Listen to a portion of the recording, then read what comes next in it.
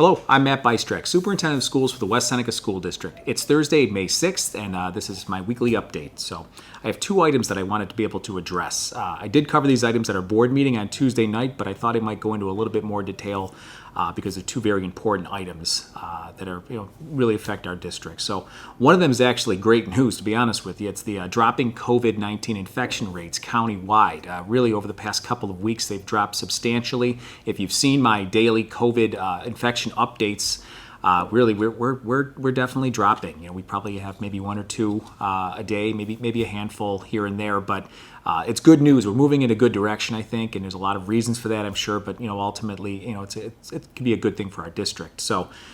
With that, though, is going to come potentially a decision that we may need to make as a district. So, as everyone's aware, our elementary students now are we have them in 4 days a week because the CDC and the New York State Department of Health guidance has changed, allowing us to bring the kids in at 3 feet.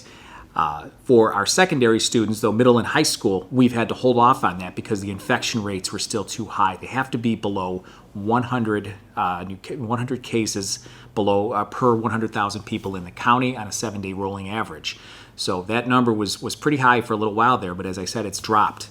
So we are now potentially faced with a decision. If we drop below that 100 mark, then we could potentially bring our middle and high school students back in to school at 3 feet of distance. So the issue I think we may face potentially is if we're going to do that, when that happens, there's going to be a little bit of transition time that's going to take us to get the schools ready, adjust schedules and things like that.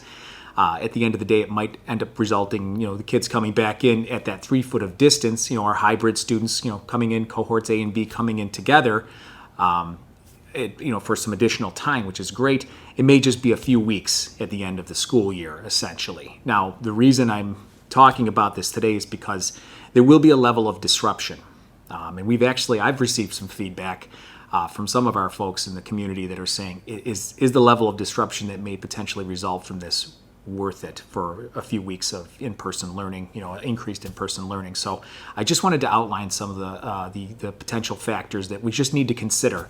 And again, I'm bringing this up because, we may be faced with this decision. So as I said Tuesday night, all of our secondary buildings, middle and high school, we feel we'll be able to bring, all of our hybrid students in together, except for West Middle's 6th grade.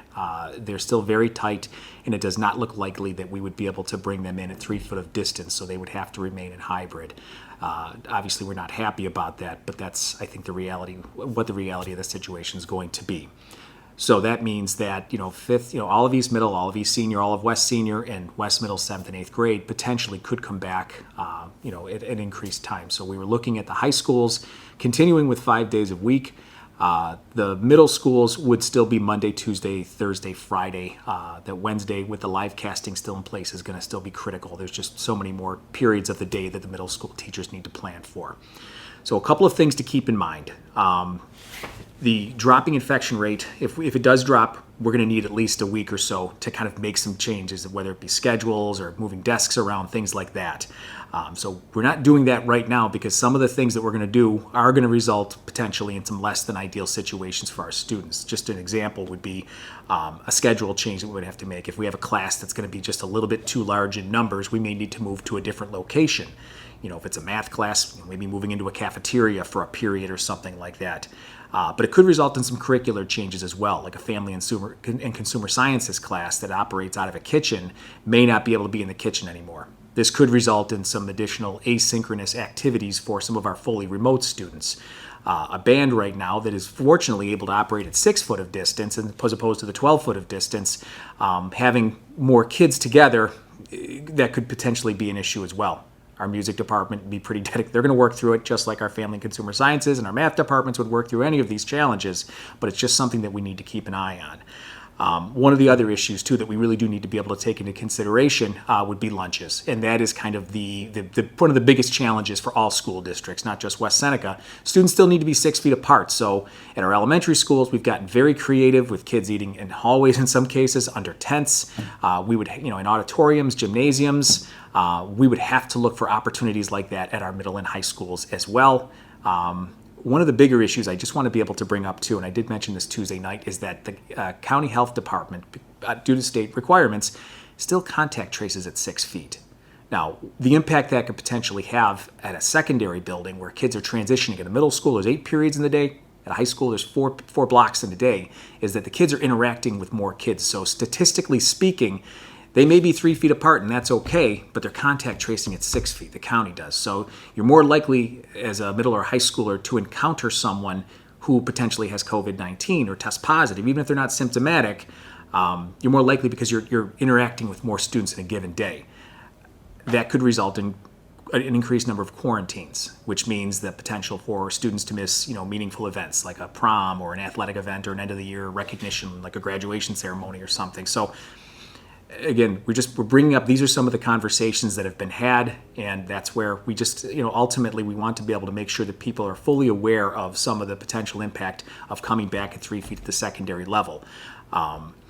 So much so that, honestly, we want to have some feedback. So we've developed a survey, a Google survey, that we're going to be sending out right along with this video to our families, and we're asking our families to go ahead and just give us their thoughts. This isn't so much a vote as it is just what is your preference moving forward. We may need to make some decisions here if the infection rates continue to drop, and we just want to make sure those decisions are informed by feedback that we get from our community. So the survey itself is pretty simple, and really ultimately the question, the ultimate question is just what would be your preference moving forward?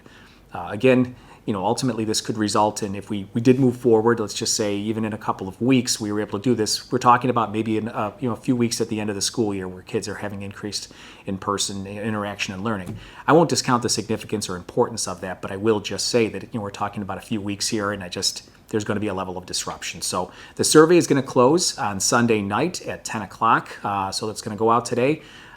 We're just asking families, take some time. It'd probably take you a minute or so to fill it out. We appreciate the feedback. So the other issue, and I did cover this on Tuesday night as well, but this is also very important, is our budget votes coming up on Tuesday, May 18th from 7 a.m. to 9 p.m. over at East Senior High School. That's 4760 Seneca Street. The same place it typically does take place.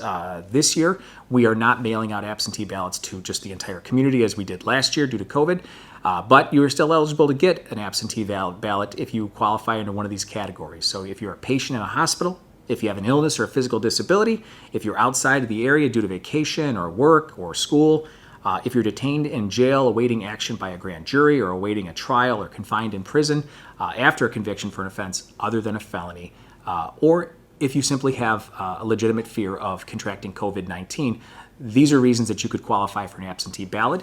So you have to apply for one, though, and the application is right on our website. You just have to go to our school website, go to Board of Education, then go to Annual School Vote and Election. All right, and the application's right there. Completed applications, if you're mailing it in, we have to get it by the 11th of May. If you want to stop in person and pick it up, we just need to have the application by May 17th. So that's the day before the vote. All completed absentee ballots need to be received by the district by 5 p.m. on May 18th. That's the day of the vote. We have a big orange box on the outside of our district office at 675 Potters Road. It says ballots. You can drop a ballot in there. It's secure. It's got two big padlocks on it.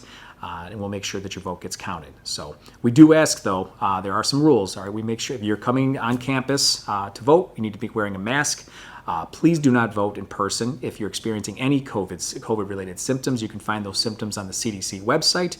And we ask that if you do come on campus, that you just follow all the rules. There'll be some signage, and we have space to accommodate people as they're coming in to vote, but we just ask that you follow the rules. So again, just as a little recap here for our budget vote, at this point in time, we're not anticipating having to increase the tax rate as a district. We understand it's been a tough year for everyone. The budget has to go up because costs go up every year, but we're going to be using some other funds to be able to absorb the cost of that. So we're not looking to increase the tax rate for our taxpayers. So I just want to thank everybody in advance for your thoughtful consideration of our budget this year. And I apologize for the long video message. And I hope everyone has a good day. And I look forward to checking in with everybody next week. Thank you.